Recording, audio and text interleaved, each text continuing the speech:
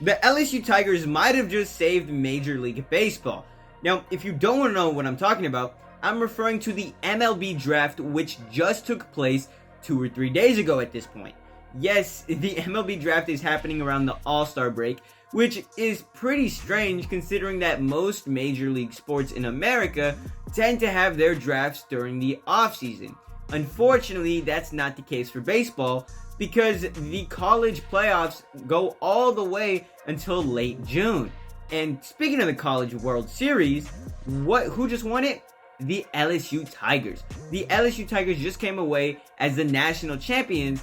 And speaking of the Tigers, they have the first 2 players going in the MLB draft. Yes, the teammates that played in LSU went number 1 and number 2 overall, which is the first time that anything like that has ever happened. Who am I referring to? Well, with the first overall pick in the 2023 MLB draft, the Pittsburgh Pirates selected Paul Skenes, right-handed pitcher out of LSU. And that's huge. I mean, this guy is a stud and has been a stud for the last 2 years. I mean, for LSU this season, he managed to go 12-2, had 12 wins, 2 losses, with the 1.69 ERA, the lowest of his career, and did it in 122 plus innings for the Tigers. Now, he was a massive reason as to why they had so much success during the World Series run, and he's also the reason that Baton Rouge played so well during the regular season. I mean, Paul Skenes is a star in the making, and I'm sure he'll be a starter for the Pittsburgh Pirates in no time. I mean, they don't have the best pitching staff in the world, so he'll probably come up around midway through next season, and depending on how he does, he might just be the next Alek Manoah, who knows. Now, he was able to have all of this success with his first year with the LSU Tigers, because before joining the Tigers this season, he actually played for the Air Force. Yes, this man was about to serve our country and protect our homeland before realizing that baseball was probably the safer career path and probably going to pay way more. So back in 2021, Paul Skenes joined the Air Force and he played on their baseball team. And during his first season at 19 years old, he had played in about 18 games, 11 saves. Yes, this dude was a reliever. 11 saves, 1 win, and 1 loss. And while doing all of that, he pitched 26 innings with about a 2.70 ERA, 30 strikeouts. Dude was a stud. Air Force realized what the kind of player they had on their hands and decided that in 2022, they were going to make him a full-time starter, which was just fantastic for Paul Skenes. Really turning something into nothing here. Anyway, in his second year with the Air Force, he became a starter, had 10 wins and 3 losses, about a 2.73 ERA, so the ERA went up just a tiny itty little bit, but that's okay. He was pitching way more. He went from 26 innings in 2021 to 85. Yes, it jumped up 60 innings. Now, that meant that he played in 15 games, and he started in all of those.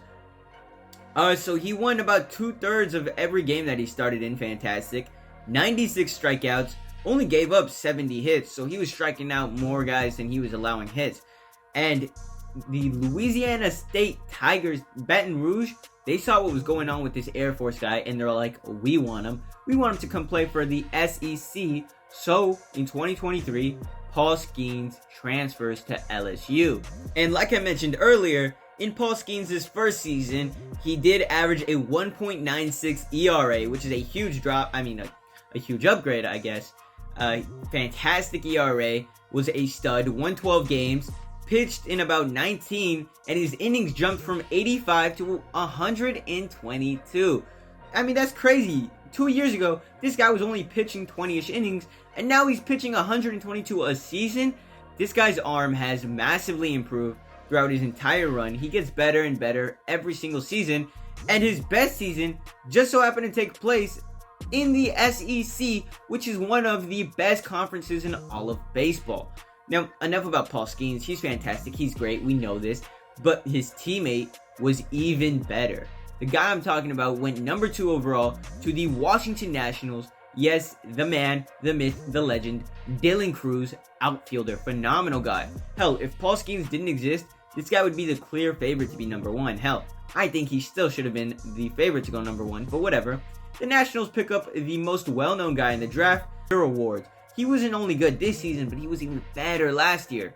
And though he is more likely to end up in the corner outfield than remaining in center, there is no doubt that his bat will play anywhere after Cruz hit about .426 with 17 home runs and a 1.280 OPS in 71 games for the Tigers, and is one of the main reasons they dominated in the College World Series. Let's not forget, this guy's a College World Series champion.